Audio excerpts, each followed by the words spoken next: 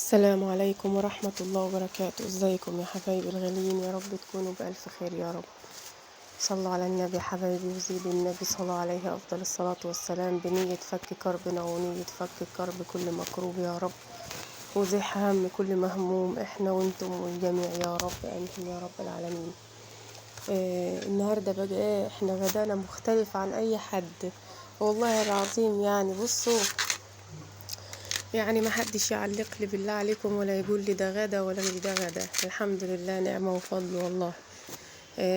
انا كنت يعني بعمل كده يومية بسيطة، فبصراحة كنت في بلد ارياف، فقلت عمالة افكر من الصبح وانا طالعة اعمل ايه للعيال غدا، اعمل ايه اغديهم وهم راجعين من المدارس.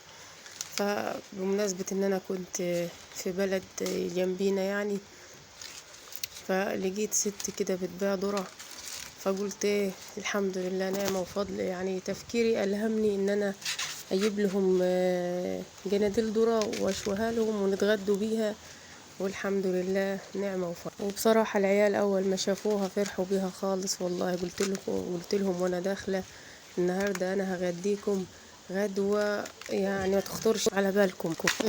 كلهم قاعدوا يخمنوا، اللي يقول لي جايبه لنا كباب، واللي يقول لي جايبه لنا لحمة، واللي يقول لي جايبه لنا فراخ مشوية. قلت لهم طب دي هي خطرت على بالكم؟ طيب لكن انا بقول لكم ما تخطرش على بالكم. فرحت وريت لهم الذرة. فيعني الحمد لله نعمة وفضل. الحمد لله كله نعم من عند ربنا. وقعدت وشوتها لهم. انا مرضتش اطول عليكم الفيديو لاني الجنديل الواحد والله بياخد له مسافة فترة طويلة، يعني بياخد له ولا 10 دقايق. يعني انا واخد معايا الجنديل اللي انتوا شايفينه ده 10 دقايق بالظبط. فقلت لا كده الحكاية مطولة يعني، فمرضتش اصور وانا بشويهم كلهم. فقعدتهم وشويت لهم، في منهم اللي كان في مدارس ومنهم اللي قاعد معايا. يعني انا بغيب جزء وبودي جزء بالتبادل، يعني لاني برضو ما اقدرش ما اوديهم كلهم. انتوا عارفين الظرف الحمد لله على كل حال، يعني الامكانية ما تسمحش ان انا اوديهم كلهم. فبقيت مثلا اودي 2 واغيب 2، ونفس الحكاية برضو اليوم اللي بعده اودي 2 واغيب 2. فساعات العيال بتقول لي يا ماما احنا عندنا تقييمات، يا ماما عندنا امتحانات، عندنا الحياة الشهرية دي اللي فيها درجات. بس والله بغيبهم، اعمل ايه طيب؟ غصب عني. الحمد لله برضو الحمد لله. والله ربنا بيبعت من عنده الرزق. الحمد لله ربنا مش بينسى عباده، عمره ما ربنا بينسى حد. وانا دايما يعني في الموضوع اللي انا كلمتكم فيه في الفيديوهات اللي فاتت، ان في ناس عايزة تأذيني، وناس حابة أذيتي، وناس حاطة عينها عليا. انا فوضت امري لله فيهم واتكلت على الله وقلت يا رب فوضت امري ليك يا رب. اي حد عاوز يأذيني ابعدوا عني واجعل كيده في نحره، وباعد بيني وبينه كما باعدت بين المشرق والمغرب يا رب يا رب. لاني انا عايزه ابقى في حالي. انا لا باذي حد ولا عايزه حد يأذيني.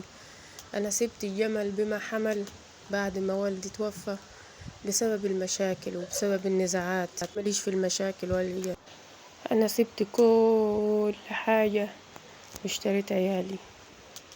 ممكن ناس كتير كانت تقول لي انت ازاي تسيبي وانت، بس انا اشتريت عيالي واشتريت راحتهم النفسيه. فمش هاجي انا اللي عايزه مشاكل. بص يا جماعه، والله الذرة طلعت زي العسل، يعني بالهنا والشفا على اللي كان. وانا كان نفسي والله كل حبايبي اللي بيشوفوني وبيسمعوني يبقوا معايا والله العظيم. يعني الحمد لله نعمة وفضل، وعجبت العيال خالص وشبعوا الحمد لله.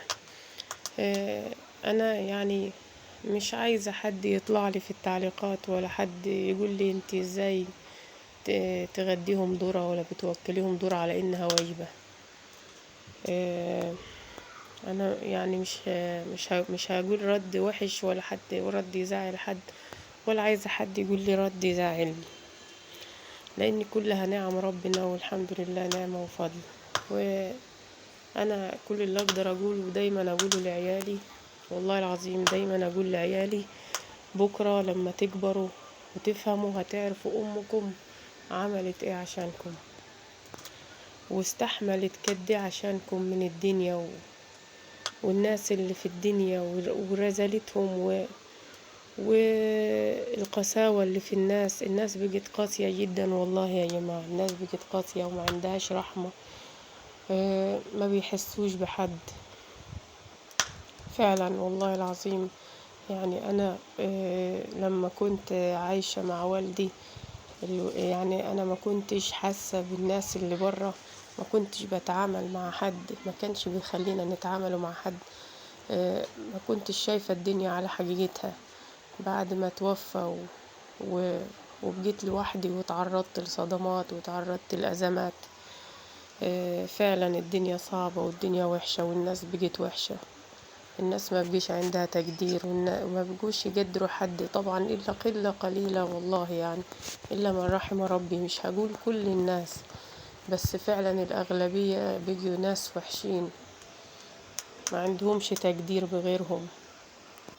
يعني والدي رحمة الله عليه كان دايما يقول لي مثل، يعني يخص الناس اللي أنا بحكي عنهم. كان يقول ايه: لاقيني ولا تغديني. مثل عندنا يعني في مصر، يعني لاقيني ولا تغديني، يعني أنا مش طالبة منك مثلا توكليني وتشربيني وتعمليلي وتضيفيني، لا، يكفي ان انا احس منك ان انتي حباني وان انتي مرغوبة، ان انا مرغوبة عندك، ان انا قاعدتي انتي حباها وان انتي عايزاني واقعد معاكي وترحبي بيا وتستقبليني حلو.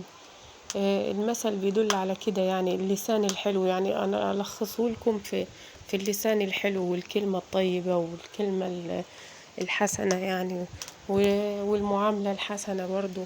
محدش يا جماعة بيستنى حاجة من حد إلا يعني، ومحدش بياخد حاجة من حد غصب عنه. ففعلا فعلا طلعت الاستقبال الكويس والمعاملة الطيبة دي أهم من أي حاجة. أنا أول امبارح كنت معلقة محاليل، بس أنا مرضتش أنكد عليكم بصراحة. جات لي كده لحظة والله العظيم، مرة واحدة فجأة كده لقيت جبهتي بقت عرجانة خالص، عرقت خالص، وأعصابي ثابت وإيديا بقت تترعش ومش قادرة أخد نفسي. والله العظيم زي ما بوصف لكم كده بالظبط. قلت لولدي: الحق، روح خبط على خالتك فلانة بسرعة، روح قول لها الحق ماما. أنا كنت فعلا أنا هقع من طول، أنا هغيب عن الوعي. قلت له: روح خبط عليها بسرعة، قول لها الحق ماما تعبانة. ما هو ماليش غيرها، هي اللي قريبة عليا وهي اللي جنبي، عيالي أطفال صغيرين ما يعرفوش يتصرفوا في المواقف اللي زي دي.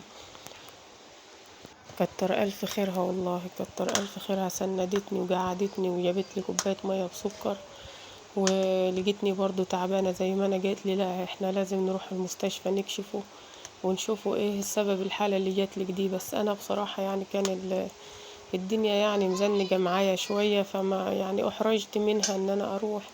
راحت هي فهمت من كلامي لما قلت لها: لا، بعدين أنا هبقى كويسة إن شاء الله، وبعدين إن شاء الله أبقى أروح.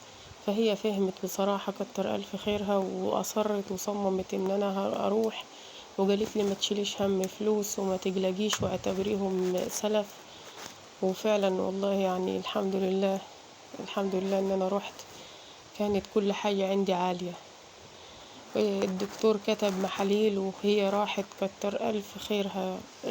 يعني أي حد بيجي معايا وساندني، وأي حد بيساعدني، وأي حد واقف معايا، أي حد والله واقف معايا، ربنا يجازيكم الجنة، روح وربنا يجبر بخاطركم يا رب.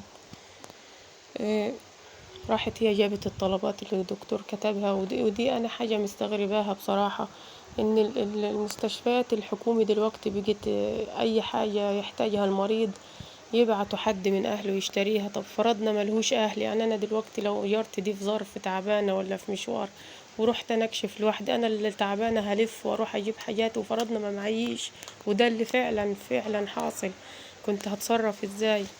أنا مستغربة والله من اللي بيحصل في المستشفيات دي. بقت كل حاجة يبعتوا أهل المريض يشتروها. راحت وكتر خيرها جابت الحاجة، وكانت يعني بمبلغ بصراحة، وأنا أصريت وصممت أعرف هي دفعت كام. فكانتش راضية الحقيقة، ما كانتش راضية، بس أنا لما حلفتها فقالت لي، فقلت لها إن شاء الله أقوم على حيلي وأخف، واعتبريهم دين عليا لحد ما أسدهم لك، وإن شاء الله بإذن الله قريب. فيعني كتر ألف خيرها والحمد لله رب العالمين على كل حال. الواحد يحمد ربنا على السراء والضراء. الحمد لله يا رب، الحمد لله رب العالمين.